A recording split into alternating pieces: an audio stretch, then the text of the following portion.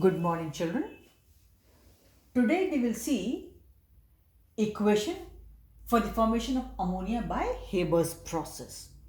So we will try to derive an equation for calculation of equilibrium constant for the manufacture of ammonia by Haber's process. So this is our reaction. N2 plus 3H2 gives you 2NH3. So children, how do we start with? Suppose we have initially A number of moles of N2 and B number of moles of H2. And initially, of course, there will be no product formation.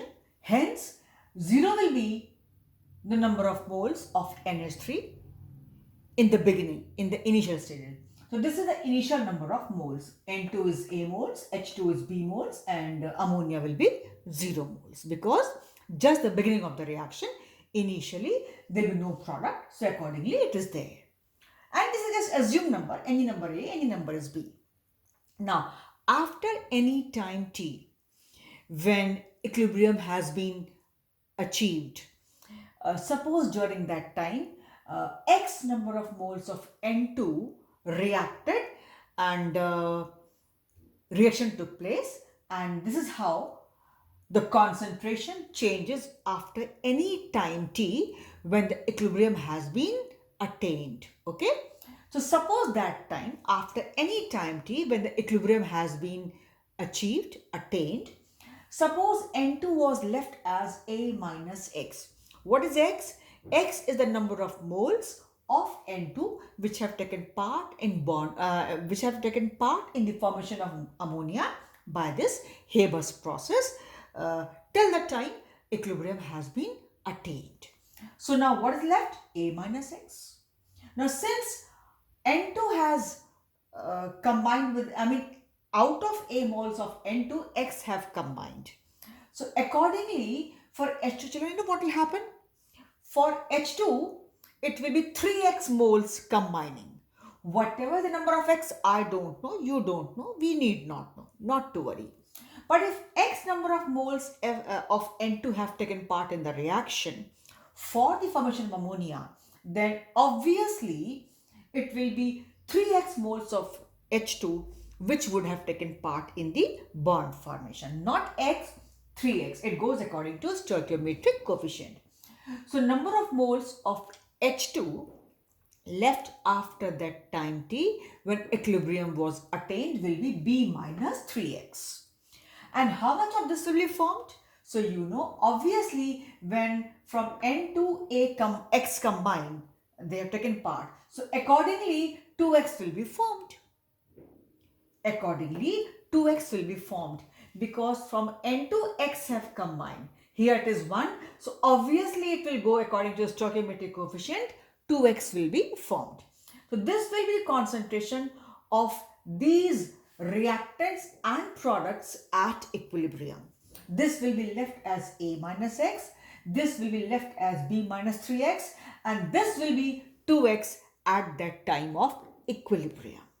Right? Now children, this is the number of moles, but we always want active mass, to which we call molar concentration per liter, or say number of moles per liter.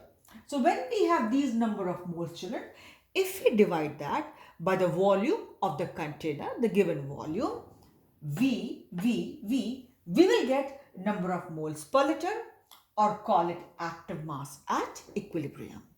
Say molar concentration, or say moles per liter, or call it active masses at equilibrium for this N2, H2 and NH3. So this is how we got the active masses of these species N2, H2 and NH3 at equilibrium. This is the V of the container given to us. Volume will be given to us. Now what is K? If you want K, it is always P upon R with proper stoichiometric coefficients. This I have always told you. Here we have stoichiometric coefficients, whatever we have, right? Now what happens, children? So here our P is NH3, so it will be square. This means square bracket means square. And this is power 2. Let me not call it square. Okay, say it is power 2. Okay, stoichiometric coefficient raised to the power. Here it is 2, of course, to which we call square. Then it is N2 in the denominator. It is 1, so 1 we need not put. And it will be B minus 3x, but it will be 3 power 3, means whole cube. So I have put the values 2x by v whole square upon a minus x into b minus, this is h2, b minus 3x upon v whole cube. Now children, if you will open it, you will get the value 4x square into v square. This will go here. You will solve it. That much basic maths you know, I'm sure. Upon a minus x into b minus 3x whole cube. This you will get after simple calculation using a simple mathematics. Right? So you got this value.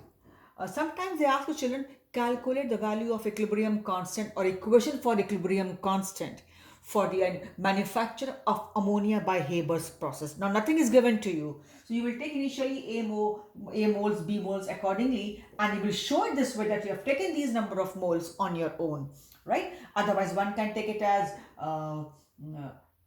O, P, Q, R, whatever. So you are going with A and B, so you have to specify initial number of moles. And most commonly they go with A and B, and this is how it is there. And X they take as degree of formation or whatever. So X is normally the number of moles which have taken part in the reaction. So this is how you got the equation for equilibrium constant. You call it K or Kc, one and the same thing without any doubt. So this is what we have been able to derive equation for calculation of equilibrium constant for manufacture of ammonia by Haber's process. One thing. Second, children, they ask us, write down the suitable conditions for the manufacture of ammonia by Haber's process. Now we see, children, if suppose I write plus heat, suppose, okay? Suppose I write plus heat. So what happens, children? This reaction, by chance, you know from lower classes, this is an exothermic reaction. So what happens? What will be the suitable conditions for the manufacture of ammonia by Haber's process? So since it is throwing out heat, it is exothermic reaction. So we will say first is low temperature. Second, they are saying, talk of pressure, children. When a reaction proceeds with decrease in the number of moles of reactant, here we have 1 plus 3, 4, and here it is 2. So when the reactant proceeds with the decrease in the number of moles on the product side, the increase in pressure favors the reaction. In short, don't get confused and further elaboration. So if a reaction proceeds with a decrease in the number of volumes on the product side, high pressure always favors the reaction. So it will be high pressure. Then, but obvious, a simple further condition, increase in the concentration of reactants which are N2 and H2. And fourth is, if possible, a suitable catalyst should be used, which we know here we have a finely divided iron in the presence of promoter molybdenum. That's how it goes.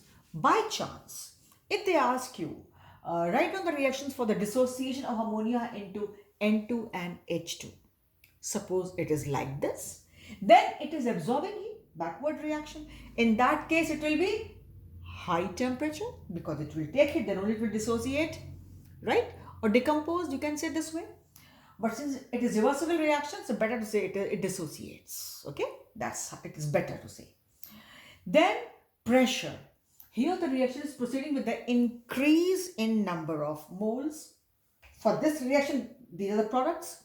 So here I will say low pressure because the number is increasing, right? And then increase in the concentration of the reactant ammonia.